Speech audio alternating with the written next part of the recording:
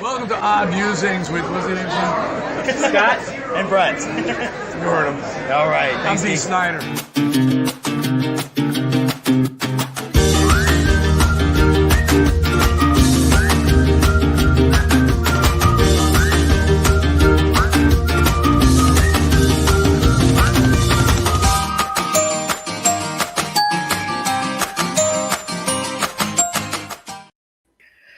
And it's Odd Musings, episode 175. I'm Woo. Brett.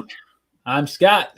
All right. Welcome to another fun-filled episode. We're going to talk about a lot of cool stuff. And You know, after all these weeks, I would think D. Snyder would know our names by now. Every week we I forget know. our names. I'll tell you, that was a good time meeting him and his buddy. That was Dan. awesome. And it was his buddy Danny. Danny was the guy's Yeah. name, right? Yeah. He's the one that said, hey, he goes, you guys want to do a quick meet with him and we'll do an intro and for you guys? I was like, sure. Well, we had a great conversation with him. We talked half hour or so. It was great. Danny's a great guy in terms of being his best friend. D was just awesome. We talked to D about, you talked to him about the Christmas album. Yep. I talked to him about the Twisted Sister documentary, which was fantastic. excellent. Yeah, I would highly recommend. That's one of those documentaries I definitely would watch again, just because it was just a fun documentary because it really showed how hard D worked. And you got a rock star, someone that's had success that took on the establishment in the 80s in front of the Congress and everything else. Took on Al Gore and Tipper Gore. Yep.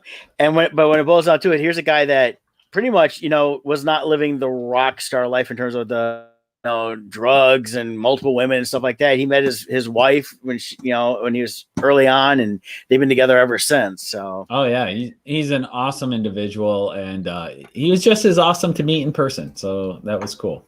yeah, I mean, he definitely has the rock star vibe when you meet him, and he knows he's D. Snyder, and but he was still pretty cool about everything. He did not come across as pompous or like I'm only here He because was they're very paying cool. me Not and all that. So and then of course we got exactly. I know my friend Kathy down in Florida chiming in. Good morning, Kathy. If you're gonna stay with us, great. If not, I know you'll watch the replay. Good She morning, always Kathy.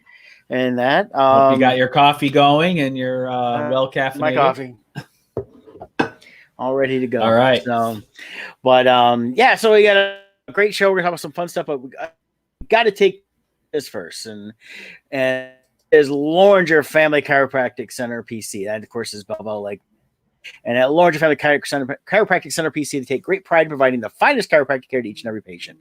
Offering on-site digital x-rays, massage therapy, orthotics, foot levelers, young living essential oils, aromatherapy, all in a family-oriented environment. Give them a call on their Belleville, Michigan location, 734-697-4244. You can visit online at LoringerFamilyChiropractic.com. That's what you see there on the screen. That is the website. We have a link for you at our Odd Musings. I got to give a shout-out to our friend from Loringer's, Dr. Corinne. She adjusted me last week and had her come in this week when I saw Dr. Anna. I'm not sure what I had done to, my body just falls apart after a while. And the different injuries I had and that. But I've been having some issues with my left foot, and she actually did a different adjustment, and it kept my foot from actually hurting till just about Monday.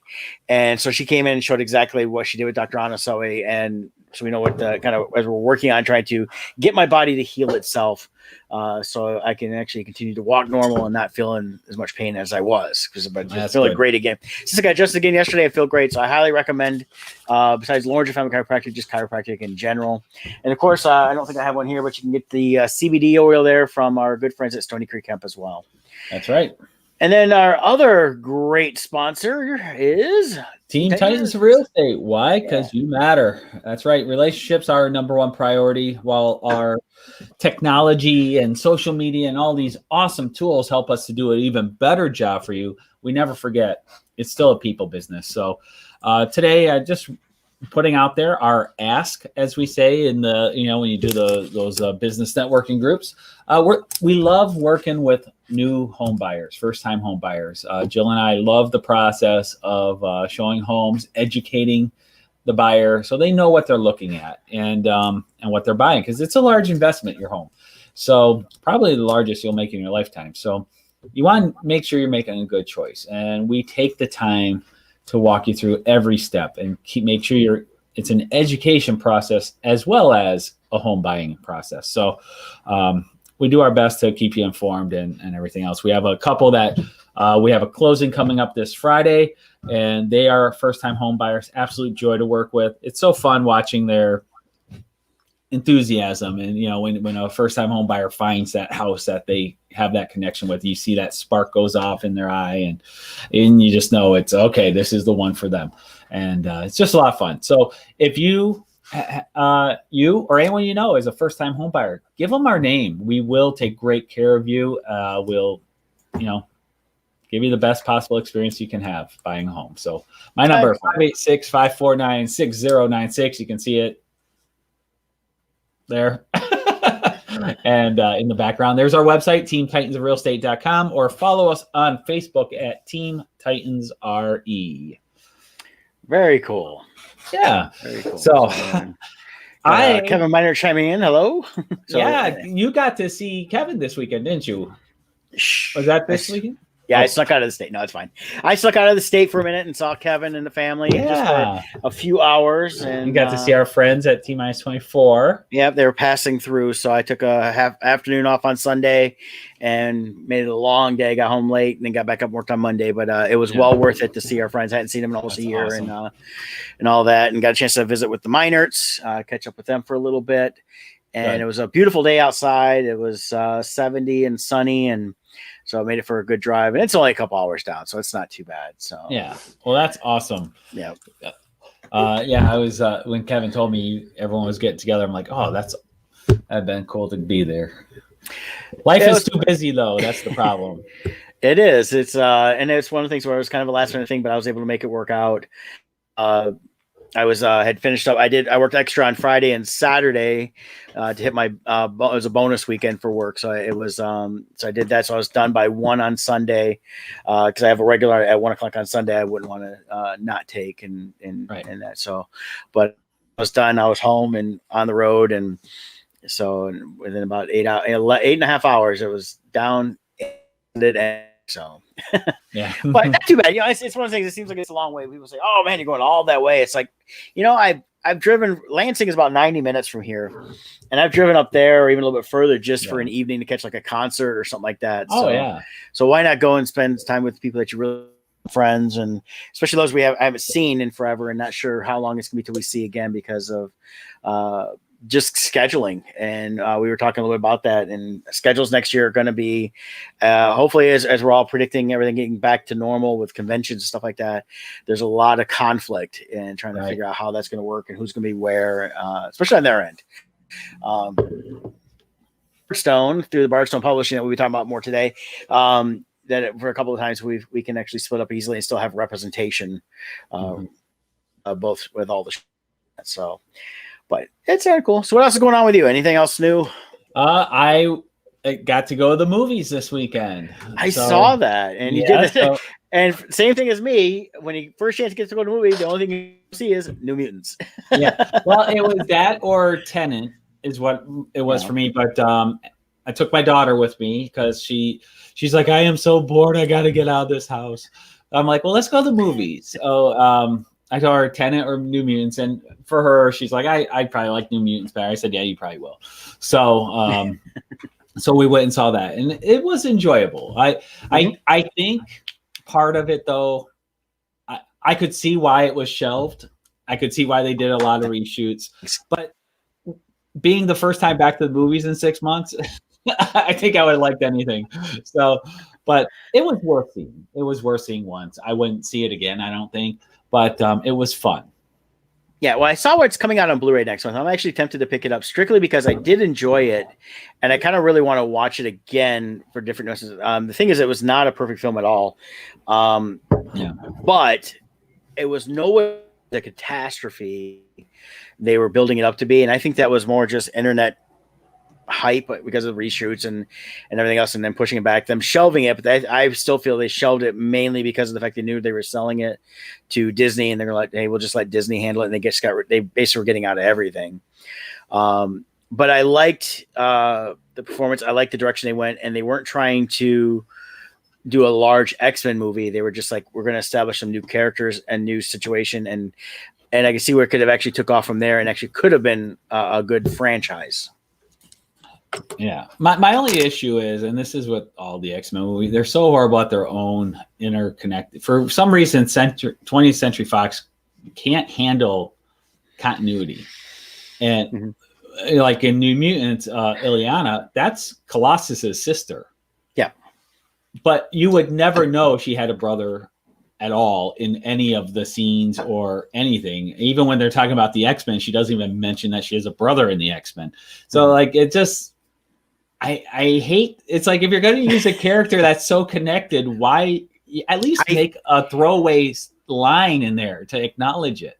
I think a lot of it was going to be more. I don't know if they're going to truly go that direction where they're going to connect her fully, because the movies tend to veer from what we know as continuity in the comics. And that, but I personally, when I saw that, I was like, okay, that was going to be something that would have allowed. Okay, they did this first movie, they're going to do the next one, and then it would tie into a bigger X-Men universe.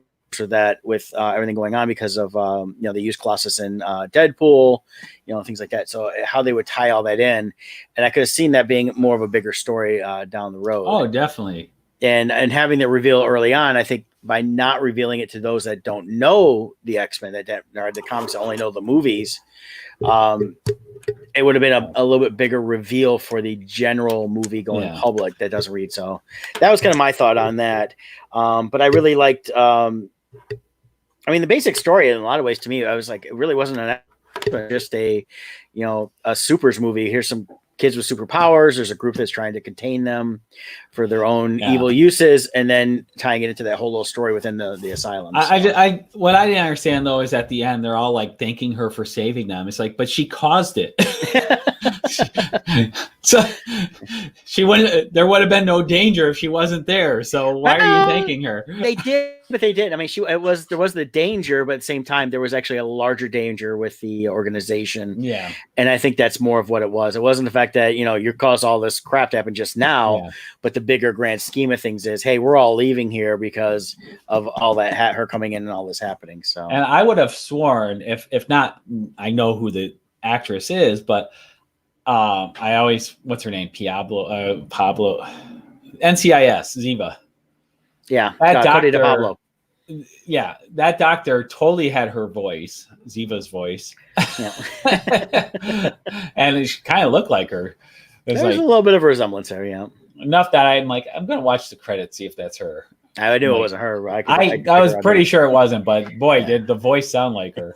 Yeah, there's a reminiscence of it. Yeah, but it was nice to be back at the movies. I'm probably going to go see Tenet this weekend. Okay. I was hoping Empire was out. It wasn't out, at least in the theaters that I was looking at. When I looked at it, it's like it's been in different places, but it just was not here in Michigan. I wonder if because they were just opening up, they didn't have time to secure it. Yeah. I know Livonia had it at, what is it called, Phoenix Theaters or whatever, because the 501st did a troop out there for it. So I know they had it. So I didn't even see that list, or I might have actually looked into it. Yeah, for you, that's not a bad drive to Livonia. But so I was hoping to see Empire Strikes Back for the 40th anniversary, but yeah. Well, I'm hoping maybe it'll pop back up again, but I definitely would love to have seen that. I mean, I can pretty much quote it from beginning to end in my sleep, so I don't have to go see it. I don't know. It's one of those things where I don't care how many times I see a movie. Nice. When it's a movie I love, seeing it on the big screen in a movie theater. I don't care if there's anybody in the screen or not. Just seeing it on that big screen just makes it that much better. And that's why when they re-released back in the 90s the Star Wars trilogy, original trilogy, even though it was the special editions, I saw them multiple times. And then any chance I get to see any of the Star Wars movies in screens theaters, I'd rather see them there. So regarding going to the movies, the procedure was, they're following Whitmer's illegal rules still, even though they're declared illegal. You have to wear a mask going into the theater, but once you get into the auditorium, you can take it off. Yeah. So you could take it off in the auditorium is what they say. No, you have to be in your seat or just in the room itself?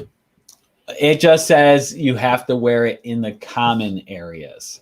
Okay. So, and do they have seats blocked off where they're automatically blocked off so nobody can sit there? Yeah, it was like, I think it was like for every 2 seats open, they had like 4 closed or something, 3 or 4 closed in between. Okay. And what they said is, so if let's say you're a family of 6, you could get the 6 seats, two in the row, but then you're Mhm. allowed to sit together since you're one group.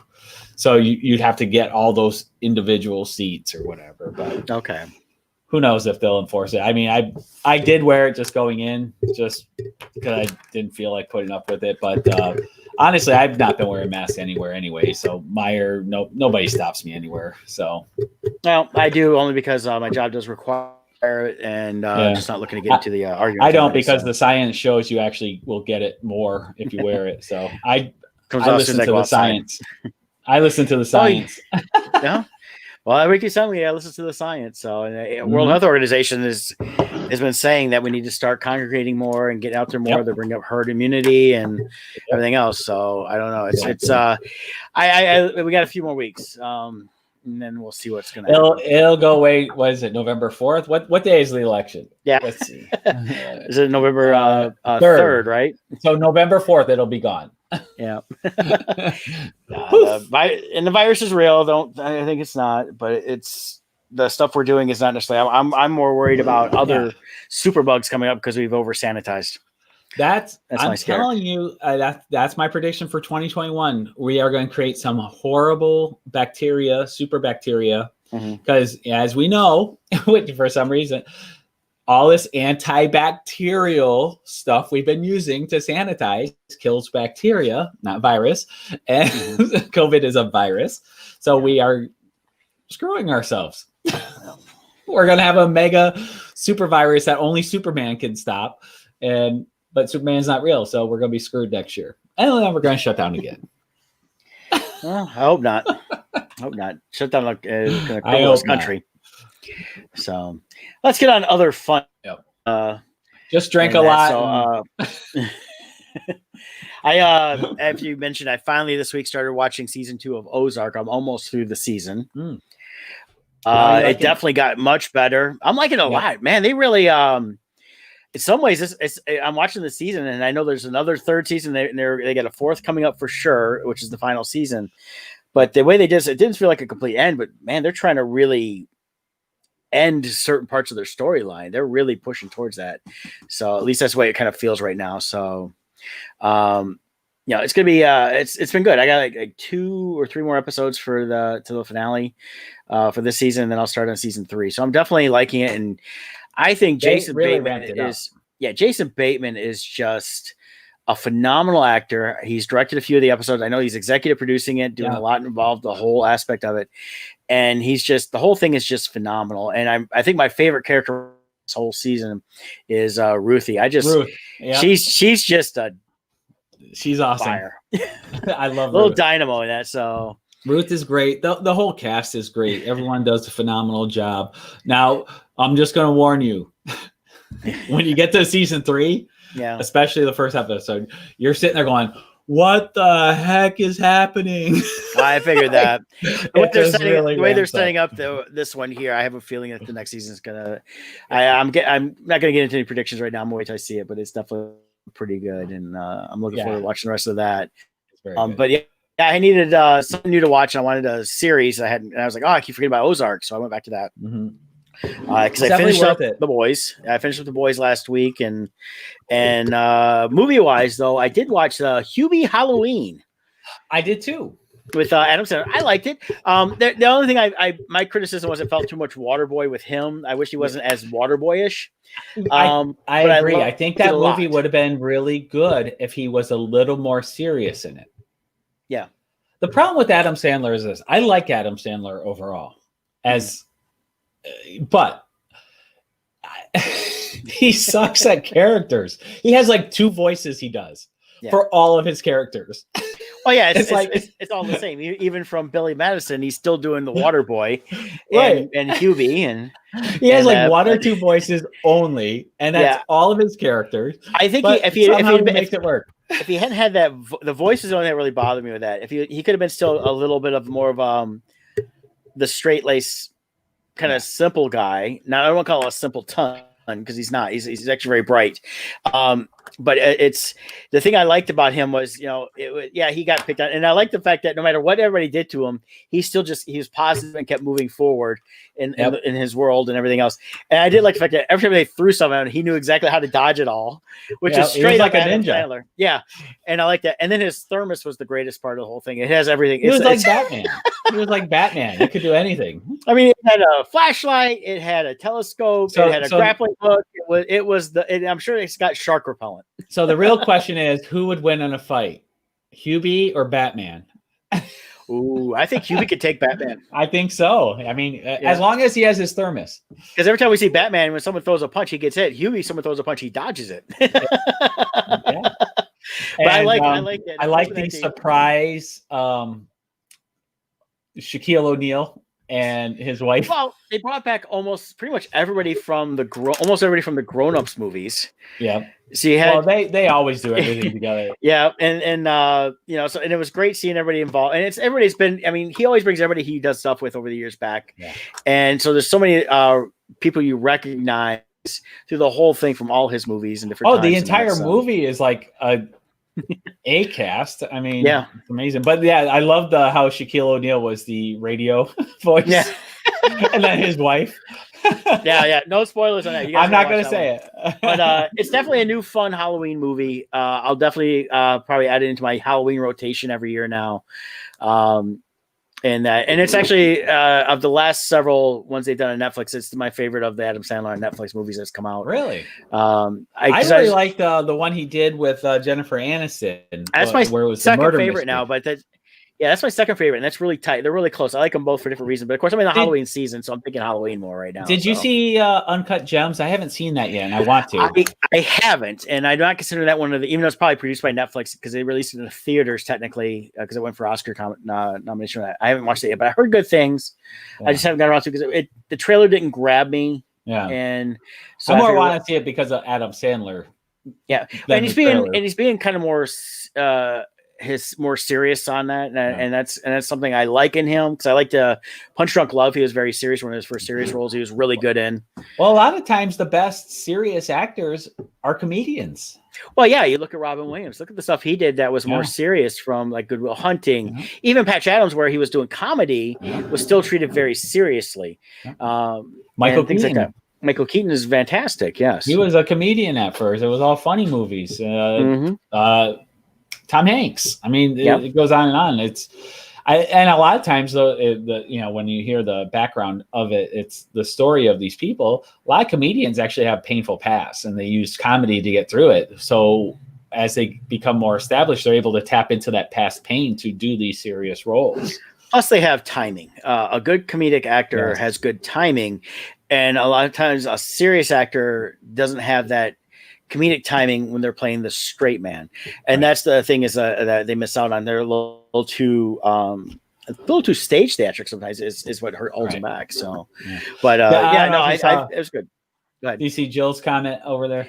Yes. She's I absolutely love Ozark. Yeah. Ruth would be a great moderator. We need two moderators. We need her to moderate everything, all the presidential debates, and then afterwards we need the guy from Ant-Man to tell us what actually happened. There you go. I think that's a great combination. That would be the ultimate right there, and I think everybody would watch the debates and not care who wins or loses them because those two alone would just make it entertaining, and that so it'd be fun. I agree. So let's pop in. What do you want to cover first? It's already 10:25. Oh man, we're flying through. So why don't you pick the topic, Scott? Let's go with the boys. Yes, let's hear it for the boys. I got to tell you what, I saw so many people online saying they didn't like this season. They were trashing. Really? And Kevin and I talked a little bit about that. I really liked it. Yeah, it's like, where are they coming from on this? I'm going, you guys, I don't know what you all want that hated it, but this was a great season again. I thought it was excellent. And they've really established more of what they need to establish for this world of who the boys are, who the seven are, dealt with that, and who Vought is. Mm-hmm. What's his name? He's also in the Mandalorian, which we got a couple weeks left to go before it starts. From Breaking Bad, Giancarlo Esposito. he is just the ultimate bad guy. I mean, I love seeing him in these roles. He's a just great character actor. Yeah, he's fantastic. He does such a great job of being really badass. Yeah. Without saying anything, just being quiet. Now, this is an article I saw. Now, I don't know how much truth is in this, but according to this, they're actually looking at doing a spinoff. Yeah, I saw that, and that's gonna be interesting. It's getting they're not, of course, none of the streaming really release their numbers. So, but they can. I know with Netflix, they started a few months back with the, hey, this is the number one TV series, this is the number one movie on our streaming right now, but still doesn't give actual streams. It just gives you, you know, that. So, according to this, the spinoff is going to be set at a college in America that is exclusively for young adult superheroes, run by Vought. So it's kind of like a superhero in development type program college. So that's what they're going to do. It's going to be part college, part Hunger Games, with all heart, with all the heart, satire, and raunch of the boys. So I'm sure there'll be a lot of blood. It'll be very interesting. So kind of interested to see that now. I mean, it's after the season, especially. My gosh, just the last little bit of the boys for this last episode with Homelander. He can do whatever he wants. So he says and shows. Yeah. But I really enjoyed the season. My only complaint is I wish it was longer. That's all. It was a really good season. I enjoyed it. I liked the path it took. We get into a little bit more deeper with Butcher and his background and the dynamics of his family and all that stuff. Carl Urban is just fantastic. In fact, I was talking with Kevin about the other day. We had it before Friends with T-Minus. We were talking a little bit about I didn't get too much into it, but it was like, you look at Carl Urban, you look at, he'd love to do another Judge Dredd. He was Judge Dredd, never took his helmet off, so you wouldn't know it's him until you see the credits if you didn't know him. And I'd love to see another one. He wanted to do the TV series. They wanted to develop that. I'd love to have seen that. But then you look at him, he was in the Star Trek reboot movies, and he played Bones. Fantastic. Can play very straight. Was really good on it. According to reports, Leonard Nimoy was like brought to tears by his performance because it reminded him so much of. He was able to Forrest really. He channeled DeForest Kelly a lot through that. And in fact, he wasn't trying to imitate. He wasn't trying to recreate, but he was trying to truly pay homage, and that came through in the performance where it was very genuine. And that's why I like the Star Trek movies, because everybody they got played those roles very well, especially him. But Carl Urban may be the ultimate character actor. A lot of times character actors don't make it above the B level, They're important background people. They're in tons of stuff. Carl Urban really does become a different person with each role. Well, and that's the thing. And then you see him in Thor Ragnarok, which is probably my favorite role he's done recently, besides Butcher, because he was great. It was hilarious. Shaves his head. He's just like this goofy, bulky, doofus in a lot of ways. But then at the end, he comes out as like, "I'll be the hero." Yep. And I like him a lot. And he's done a lot of different things over the years, but like he's a character actor that has really hit his stride in the last 10 years, especially. I mean, he's not young. He's 48, which is not old either, but when you look back at the years, I mean, he was in the Lord of the Rings trilogy. He had roles in that. Of course, he's from New Zealand, so that's was part of it. I think anybody in New Zealand had a chance to be in any of those. I pulled up a little bit of some of his movies in that. But he does movies like Ghost Ship, Priest, Lost, Pathfinder, Hangman. It's a lot of stuff he's not necessarily known for right now. I like the TV series, but it only lasted one season. Almost Human, I think it was, or what was it called? I forget what it was. Yeah, Almost Human, yes. Almost Human was good. He had a TV series that lasted only... Yeah. Yeah, I Almost really Human, liked though, that. was based on the British show, which I really liked. The British one was really good. They tried to recreate it here. Yeah, it's because they tried to recreate it and they just couldn't recreate what they had over on the BBC, and that was the hard part about that. But I liked the BBC one, and then when they relaunched it, I liked it. I just really couldn't get into it because it felt too much of they were just redoing a series I had just watched the entirety of over the last few years on BBC. So it wasn't it wasn't fresh enough and new enough, different enough for me to continue on with it. So, but if you like that American one, go back and watch the British one. It was really in that. So, but yeah, Carl Urban's great in The Boys.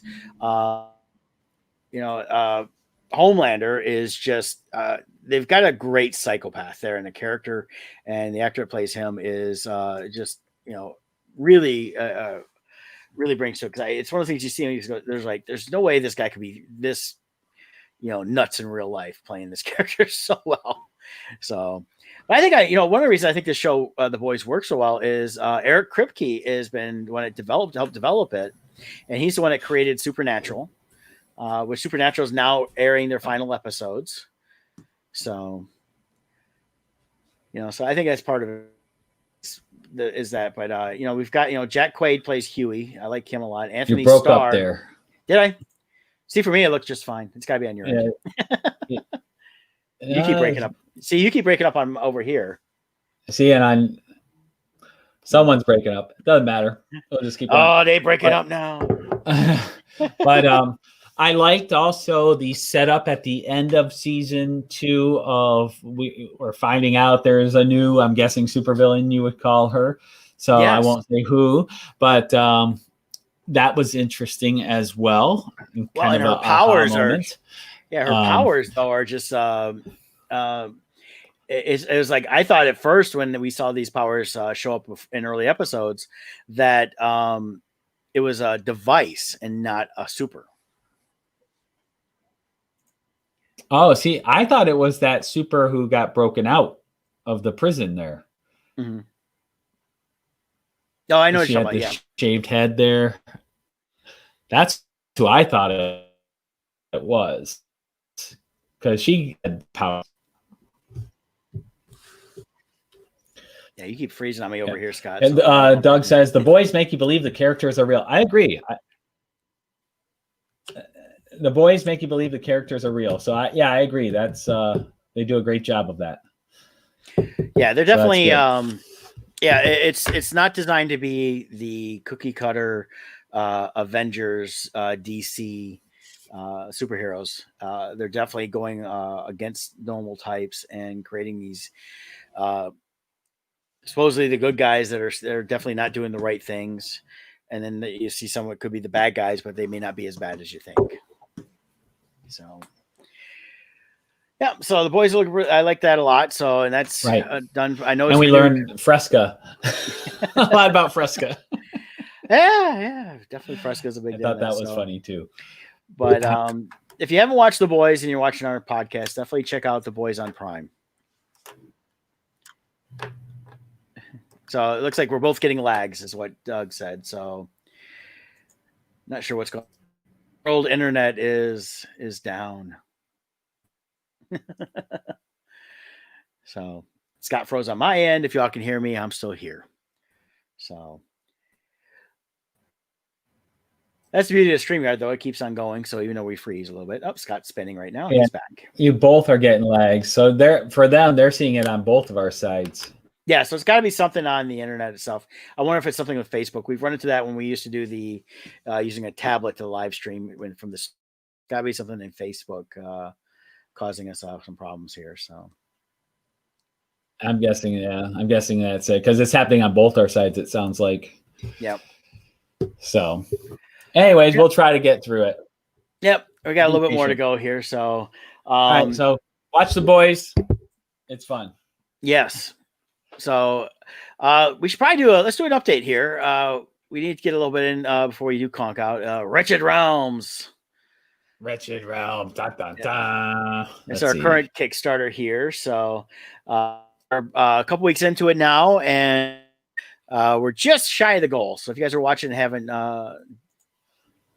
donated to that, so yeah, our 56K modems need updating. That's it. Yep. Gosh, yeah, I think it's just a network thing, most likely going through Facebook or even StreamYard. It could be just StreamYard's side of it too. So, because I'm still showing on my little meter down in the corner here, I got a full signal, but I can't trust it. Plus, problem with the internet right now is everybody's using it from home for school and work and everything else, so it is being taxed more in all areas. than normal. 'Cause usually when I'm home during the day, everything streams just fine, but I've noticed a little lagging here and there. Although, well, now I spoke too soon. I was just about to say you're not lagging. Now you're frozen. No, that's just on your end. I still look fine on my end. But anyways, there we go. Yeah. So Wretched Realms, it's going. We still got a couple weeks left. We're only $250 short of our goal. So check it out. We have a cover reveal that we can do. So I don't know if Brett, if you can share it there. There we go. So we have a guest artist doing a cover for us. It's Sergio Cariello. He does amazing work. He's known for the Lone Ranger. He's worked on Spider-Man, Superman, Batman, the Action Bible, so many different things. So he sent me the rough pencils of the cover he's working on. So these are subject to change, but right now this is where we're at. He's got some touch-ups to do. We're going to have multiple covers featuring his artwork. He's producing this to the final inked stage, so it'll be in black and white. And we're going to do a limited edition cover, printed 100 printed copies of that you can get. Mm-hmm. There's also going to be a ultra limited 30 printed copies where we're going to have foil accents on it, which is really cool. We did that for Crimson Shadows. And last but not least, our friend Kevin E. Miner will be providing the full colors to this for our unlimited edition cover. So you got to get into those rewards, though, and pledge for them. And all pledges, $40 or more, you will qualify for a free 4x6 sketch from me. Very cool. Yeah, I'm really excited about this. I love this cover. The story is from the Renegade song by Styx, where the Renegade is running from the hangman.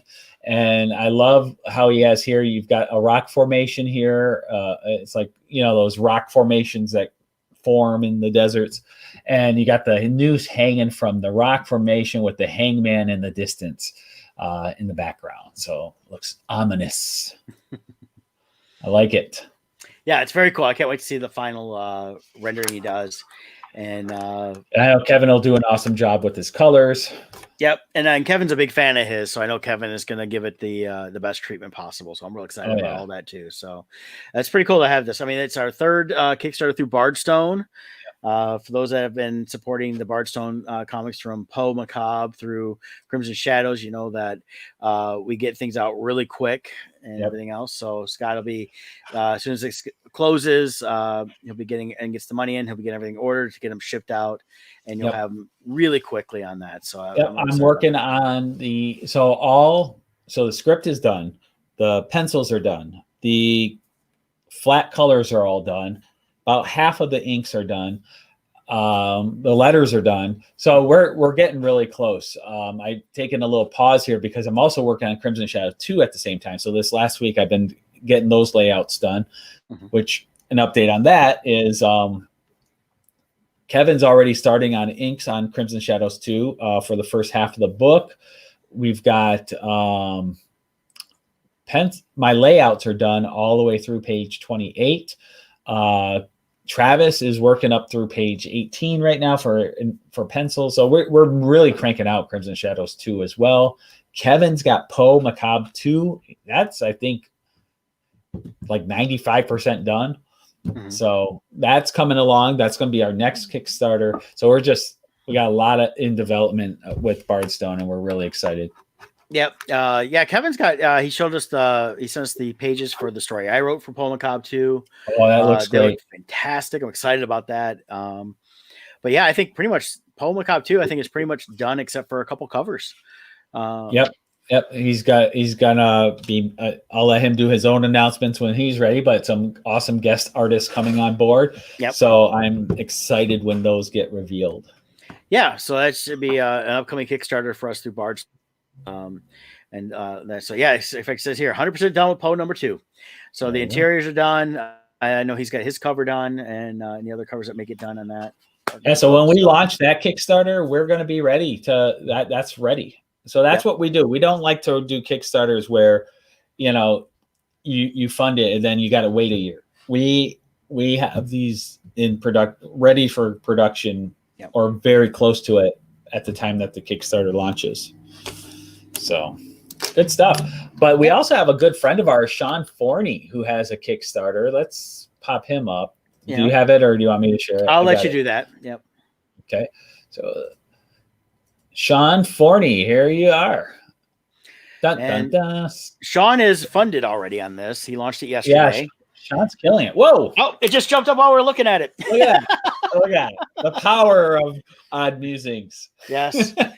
We have thrown money at it. In fact, Sean's going to join us next week to talk about what's going on with that and their scholars. We had him on before the last Kickstarter, and Sean and Sean and Steph are just like us at Bardstone. They get the book out quick. They get things done.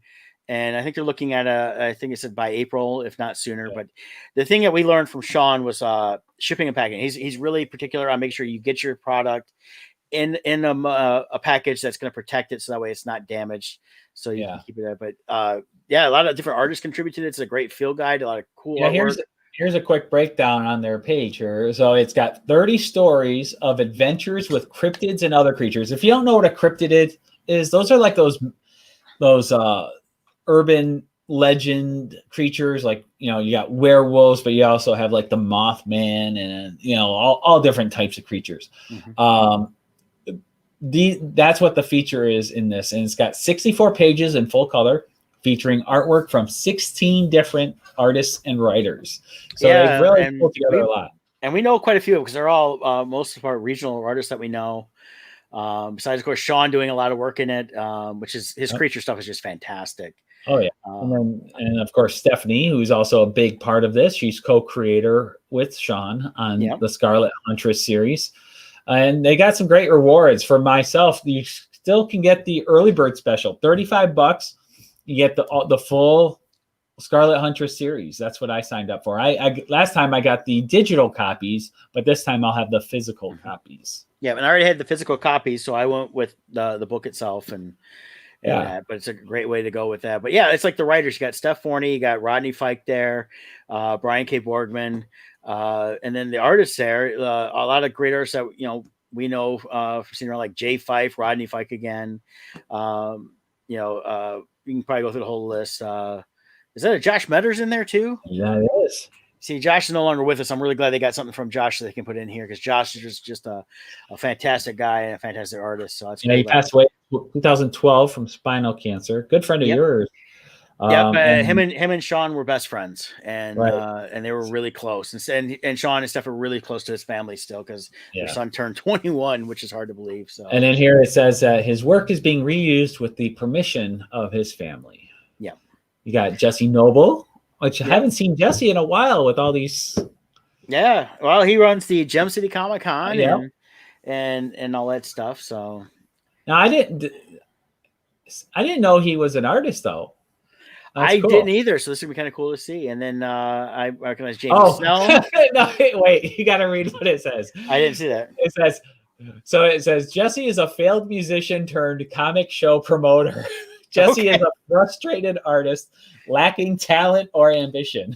If he had talent, it would be eating hot peppers. This one illustration represents the sum total of his life's work. Wow, that's kind of like the Vinny sketches from Akron. I gotta say, Jesse has the best bio ever. As a relentless hanger-on, Jesse hopes to parlay this into other credits his friends throw his way out of pity. This is awesome. This is awesome. All right, so I'll throw this out to Jesse. If you see something in the Bardstone line and you want to do an exclusive Gem City cover and pay for the printing of the book, we're happy to do it. That's right. That's awesome. That's funny. Jamie Snell, Jalen Warner. So many people are part of this book. Yep. And there's some of the great artwork there. In fact, you can see the Josh Metters there, which we mentioned that earlier. And there it is. In fact, I've got a Josh Metters up on my wall up here. It's kind of not easy to show, but it's a really cool barbarian, kind of a la Conan. Nice. So, but yeah, I'm excited about this. I've loved the Scarlet Huntress series that Sean and stuff have been doing, and really excited to see their field guide come out, because it tells the stories of these cryptids too within that. So it's gonna be a lot of fun with that. So cryptids are always fun to work with as a creator, because there's so many different stories you can do. So in the comments, I am going to Oh, I can't do it because I'm not hosting. I was going to post the links to our Kickstarter and to Sean's Kickstarter. Let's see if I can find it, and I'll try to post a link to it real Let's quick. see. I wonder if I could do it by going into here. Write a comment. I can do it through the Facebook post. Yeah. So I'll type this real quick. So there's the Wretched Realms, and then I'm going to post Sean's also, so people can find both of ours. Copy. Where are you? Facebook. There you are. And Scarlet Huntress Kickstarter. All right. So I got both links posted, so that should work. excellent Cool. on that. So yeah, there's a lot of cool stuff on the Kickstarter front going on. Another local good friend Terrell's is going really good. I believe he's funded as well. Is he? Good. And that so he keeps posting updates every day. He's included a lot of cool original artwork with his. Nice. So what he's doing is he's doing an Inktober sketch. He's got an Inktober one tied into that, and he's calling it in my style pinup art. And he does a lot of fun art in that. So, but he had an $800 goal. I'm waiting for it to finish popping up. Yeah, he's well over his goal. So his is funded as well. Nice. But yeah, for his, it's just the same thing. It's like $10 you can get the actual book. For $20, you get the Inktober consists of a 9x12 piece of comic book art. It'll be doing multiple original ink and marker drawings on Bristol board every day for the entire month of October. He's giving everybody their choice, first come, first serve. Otherwise, he'll choose for you. I might end up letting him choose for me. I like all his stuff, and I just rather just be surprised at what I get. He's even got a $40 where it's 11x17 original piece of comic book art. So it's a lot of cool stuff on original artwork, along with just sketches in his style. And I talked a little bit last week in that. So, but definitely, I'm gonna see if I can drop a link in there too. And I've known Terrell for probably close to 15 years doing Comic-Cons and that, and he's just a good pal, and I'm really glad to see him doing more stuff there. So there's a nice link to his as well. So so a lot of good the thing is that you can support multiple Kickstarters, not just ours. We always want you to support the Bardstone, but definitely we have a lot of great talent going on, and Kickstarter, you got to kind of treat this as your own like mini Comic-Con. You can't make it out to the Comic-Cons, but you can go on these Kickstarters and support us and all our pals that are doing this. And it's just like going from one table to the next and buying stuff at a Comic-Con, but you didn't have to pay an admission fee. So you got extra money to spend. Come on now, spend the money. But so it's a lot of cool stuff on that. So definitely check those out. There's always gonna be more Kickstarters. There's tons out there. In fact, I was looking through. I've supported a couple other ones here recently that just look like fun, comic stuff. It's funny talking with Kevin. You kind of get sucked into that. Last week we were talking during the Bardstone thing on Wednesday nights, which we'll do tonight at 7.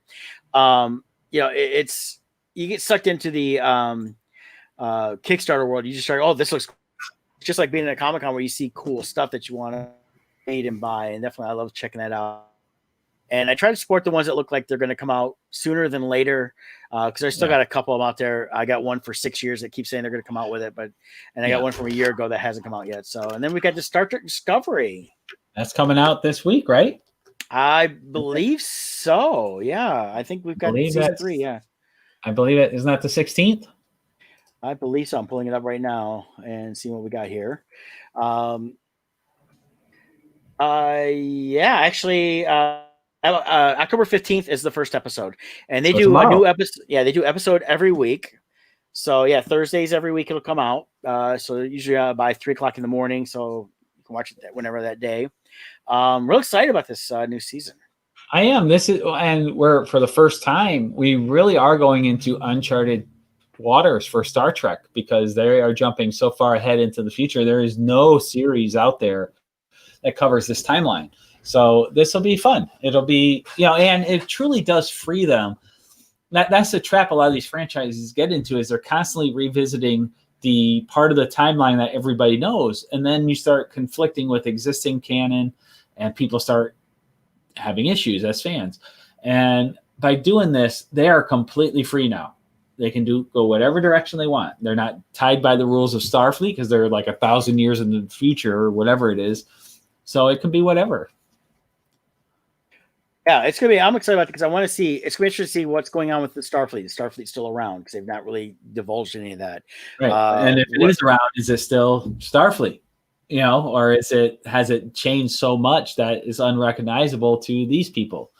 Yeah, and the fact that they have a ship that was way more advanced than the other ones at the timeline. How far advanced are they now compared to them? So it's gonna be interesting to see.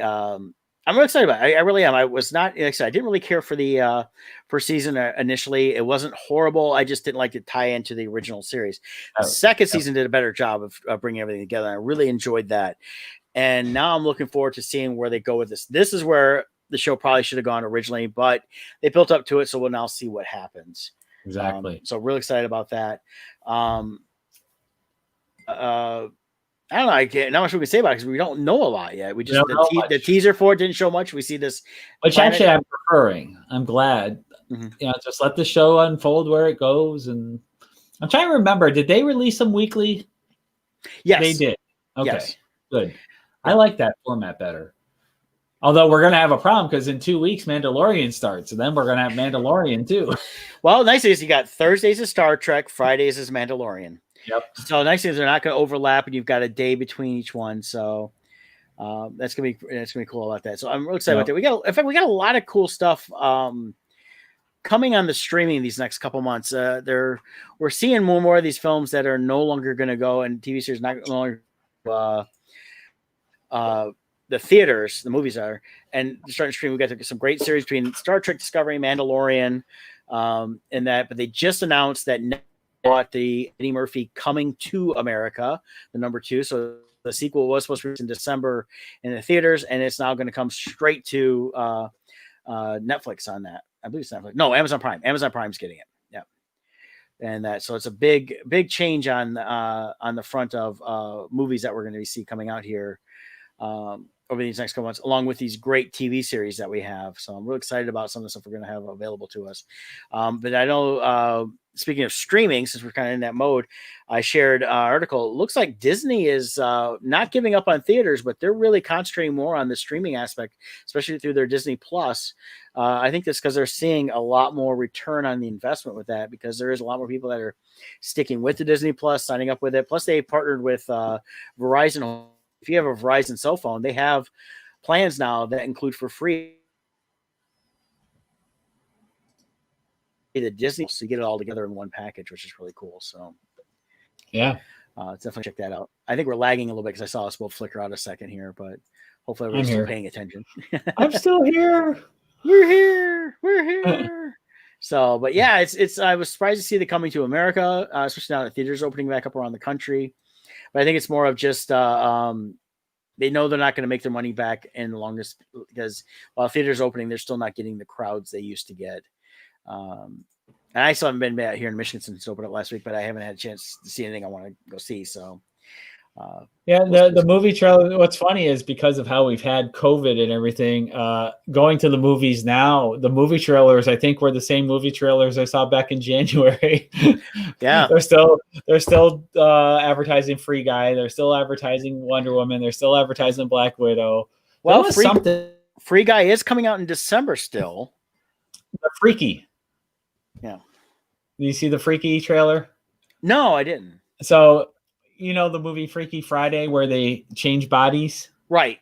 Well, now they're doing it with a serial killer. So the serial killer kills this girl, and when he kills her, they switch bodies, and now the serial killer is in the girl's body, the teenage girl's body, and the teenage girl is in Vince Vaughn's body.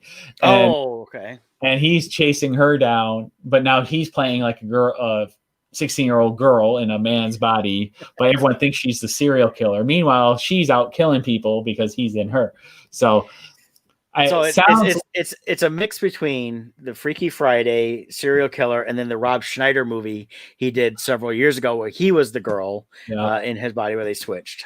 Yep, and it's from the trailer. It sounds like he, who is now she, has to find her and kill her again so that she switches back into the body, but she has to do it like within 24 hours or some timeline.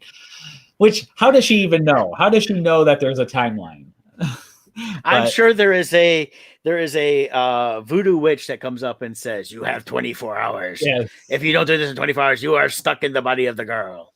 Yes. Girl forever."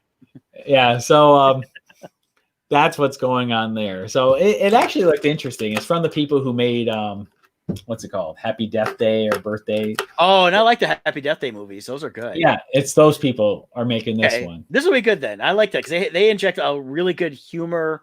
It's a good blend. And while the Happy Death Days was the Groundhog Day type movies, both of them tied in really good. I've watched them both a couple times and really enjoyed them. I definitely would recommend watching this if you haven't seen them, as well as I'm excited about this now with Vince Vaughn. So, well, hey, we've survived us freezing up a whole hour here with the internet's acting kind of weird and anything else. Is there anything else you need to cover before we hang up here today, Scott? No, just go check out Wretched Realms. It's a good project. It's an anthology series. This is issue 1, but we're going to have all kinds of different stories of all different genres, different writers, different illustrators coming in the future, and this will be getting you in on the ground floor.